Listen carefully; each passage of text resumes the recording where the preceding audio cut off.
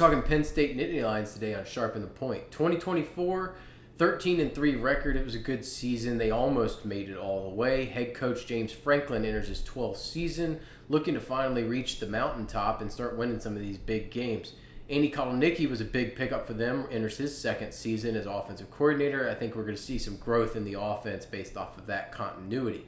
Defensive coordinator-wise, they acted quickly when Tom Allen bolted for Clemson, and they ponied up and went and grabbed their biggest competition's defensive coordinator in Ohio State by getting Jim Knowles, and he's going to be a quality add. Franklin's done a great job bringing in DCs over the last few years.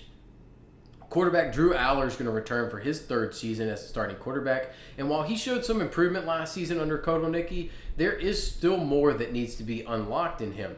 Aller has a prototypical NFL build with a 6'5", 240-pound frame, a cannon for an arm, and athletic ability that gets hidden yards with his legs, as evidenced by his 300 yards rushing and 6 touchdown line from last season. He's not prone to turning it over necessarily, but instead he seems kind of gun-shy to take risks at times, except for late in that playoff game where he made an absolutely atrocious decision to throw that interception and turn the ball over and ultimately lose the game. We're going to learn a lot about him when we see him in these bigger matchups in the regular season, where he has tended to not really step up in the past and seize the opportunity. Behind Aller, Bro Pribula, he left for a starting job at Missouri, which I can't blame him for, except that he did it during the middle of the playoff run, which was really poor form to me given the packages that were in place for him. It's not like he wasn't playing. There were packages for him. So to leave during that was just a bad move, in my opinion. Ethan Grunkmeyer, he's going to be the backup learning for this season with an eye on 2026 to take over this job. Running back-wise, year after year, the duo of Katron Allen and Nick Singleton get better and better. They enter year 4 of being a dynamic duo, and it could very well be the best one yet. Last season, they combined for over 2,200 yards on the ground, 20 touchdowns. They pitched in another 500 yards and 7 touchdowns in the air. They are true dual threats. They're both interchangeable pieces. And with the exotic run schemes of Kotelnicki, it is no surprise to see them have so much success. If either one of them ever misses a game or is banged up reportedly, even though Franklin won't really tell us, then the other is an automatic smash in daily fantasy, as they will be priced for their splitting of touches instead of the feature role that they're going to assume in there. The future of the position looks really bright behind them, with Corey Smith currently in line to assume that mantle, but it's really a battle for the right to be the next man up in that situation. Pass catching wise, Harrison Wallace and Amari Evans were not the answer to any of the questions, and so it was decided that they would move on to other destinations after last season. They played okay in spurts, but they were really dwarfed by the production of tight end Tyler Warren. More on him in a bit. The portal provided replacements in Trevor Pena from Syracuse, Devontae Ross from Troy, and Kyron Hudson out of USC. I expect the wide receivers to operate more horizontally than vertically given their profiles, but they're going to be quality replacements and upgrades certainly off of what they had a season ago. Pena had a stellar breakout season for the Orange with over 80 catches, nearly 1,000 yards, and 9 touchdowns. He can really play all over the field and make explosive plays with the ball in his hands. Pena likely cost them a pretty penny to bring in, if you believe his coach at Syracuse, Fran Brown, who stated he wanted $2 million, which he responded that outside of Jeremiah Smith, there isn't a wide receiver in college even close to worth that amount of money. If they were to bring a title to Penn State, though, he would be worth every penny that they spent on him. Ross, meanwhile, is a smaller receiver. He's small in stature at 5'11" and about $170. He's got explosive play ability, capable of winning at all levels, giving him a high ceiling in this offense. He's best used as a short area target with his capability of getting in and out of breaks, a particular strength of his.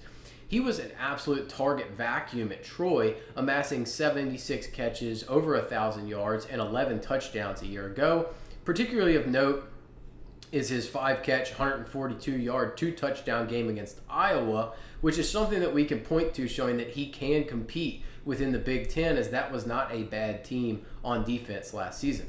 Hudson, meanwhile, he's going to be the clear number 3 for me at wide receiver as an outside guy who has yet to have a breakout season given how much USC spreads the ball around. I think he plays a role, but not an expanded one like Pena or Ross could have. And then looking at the tight end spot, Tyler Warren, he went to my high school at Atlee High. He's an alum. He was an absolute animal last season. He did everything on offense with a staggering 104 catch, 1,200 yard, 8 touchdown line through the air, 218 yards rushing, 4 touchdowns on the ground, and he even chipped in with a passing touchdown for good measure. All they needed to do was let him kick an extra point, and the man would have been Boobie Miles of tight ends at that time. Nobody can reasonably expect another season from one of the tight ends like Warren had, given what they added on the outside at wide receiver. But they do have a long lineage of strong tight end play here, and I expect that to continue. Khalil Dinkins showed well in his opportunities last year as the number 2, catching a number of balls for first downs and touchdowns on almost all of them. He should get the first crack at it. While Luke Reynolds is no slouch in his own right, Reynolds has a similar background to Warren as a former high school quarterback who has put on weight without losing his speed and agility. I expect them to form a quality tandem with receiving upside. Offensive line-wise, 4 of the 5 starters returned from a unit that did a great job of opening holes for the run game and protecting Aller in the pocket last season. Right guard Sam Wormley, he's the only loss heading to the NFL, and that is likely to be filled in-house with Alex Birchmeier and Cooper Cousins competing for that spot. They did bring in a transfer in Mason Carlin from Air Force, who will challenge the incumbent Drew Shelton at left tackle, as he was one of the weaker links of the unit last year. Along the defensive line, you lose Abdul Carter, Devon J. Thomas, and other depth parts that will sting, but there is plenty here for them to continue to be the dominant force they have been for a number of years. Carter was a game wrecker all last season, blowing up plays continuously, even through injury on his way to a 12-sack season. It's going to fall upon Denai Dennis Sutton to assume the mantle of lead pass rusher after his 8.5 sacks last year. He perfectly fits the mold of the great pass rushers Penn State has had every year for what seems like an eternity, dating back past Courtney Brown even. Having Zane Durant back as well is going to help take some pressure off of DDS, and the likes of Alonzo Ford and Ty Blanding will step into larger roles. Max Granville is going to be somebody there is a lot of excitement about. He replaced Carter when he was injured late in the year, and he could produce very early as a young guy stepping into a big role. Zariah Fisher, he's an older player as a 6th-year senior. He missed the last 2 seasons due to injury. I think he factors into the rotation as long as he can stay healthy.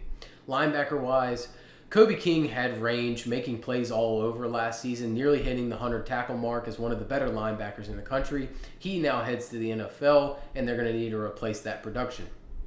Returners Tony Rojas and Dominic DeLuca, they're going to pair with a big-time transfer addition in Amari Campbell from UNC.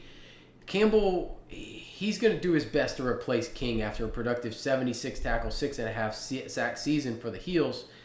Beyond the top 3, there's plenty of young talent, though, waiting in the wings, ready to shine. Keon Wiley, Anthony Specca, Dakari Nelson, they have the potential to step in at any time and perform. They're definitely the future of this room. Defensive backs, they often took advantage of opposing quarterbacks being under fire, but there were times where they got exposed by more explosive passing attacks. Now they lose Kevin Winston Jr., Jalen Reed, and Jalen Kimber to the draft, and Cam Miller left for Rutgers. Safety Zachy Wheatley and cornerback A.J. Harris, they're going to hold down the fort, though, as key contributors who return. Wheatley's excited to be a veteran leader of a young safety group. DeJuan Lane is a guy the staff really wanted to step up when Winston went down with an injury last year. He did some nice things. He has some good traits, but he struggled to put it all together when pressed into action because of his youth and inexperience. I expect Lane to have grown from that experience and start alongside Wheatley at safety. King Mack, he comes back. He went from Penn State to Alabama. He's home again. He's going to come back, and he has high upside with his profile. He was banged up in the spring, but he could be a factor at the nickel spot specifically. Antoine Belgrave shorter. He played well in the spring. He's going to push Lane at that safety spot if Lane cannot start to grow and get better. Zion Tracy, Elliott Washington, I expect them to expand their roles more after making plays on limited reps last year. Looking at the schedule and outlook for the season, we know the offense is going to be good. It's just a question of how good. Outside of the loss of Warren, everything is in place for it to be improved overall if Aller can make positive strides forward in year 2 under Kotelnicki. The defense has some questions to answer, though, but it has consistently produced under similar circumstances for many years under several defensive coordinators, and Knowles is one of the best in the country, as evidenced by his run last season with the Buckeyes. Schedule-wise, Nevada, easy win. FIU, that's a win. I think FIU's improved. They're one of my dark horses. Go check out their preview. They're good. Villanova, win. Oregon, at home. That makes the difference to me. I think Aller shows up. It's his first test in a big game this year. I want to see how he performs on this big stage. I think they win that game. At UCLA, win. Northwestern, win. At Iowa, that is a tough spot. It's a look-ahead game, but they do have a bye in between these two games. I lean win. I do think Iowa can be a tricky spot where they could stub their toe there. At Ohio State, this is the toughest spot of the year where they have consistently come up short. On the road, at a big-time game where game day is probably going to be there. The bye week beforehand is going to help them.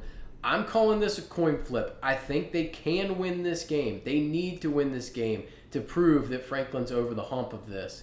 But those Oregon, Iowa, Ohio State games, they're going to go a long way here. Indiana, I think there's a win. You're just too talented for that Indiana team. Indiana's going to be good, but not that good. At Michigan State, win. Nebraska, win. In Happy Valley, they're going to take care of the Huskers. They're going to be improved, though. At Rutgers, win. The Nittany Lions are absolutely stacked and primed to make a run. Their schedule is not easy, so dropping a game or two is not out of the question, but there is no reason they should not win 10 games and be in the playoffs with a legitimate shot at a conference championship and a national championship.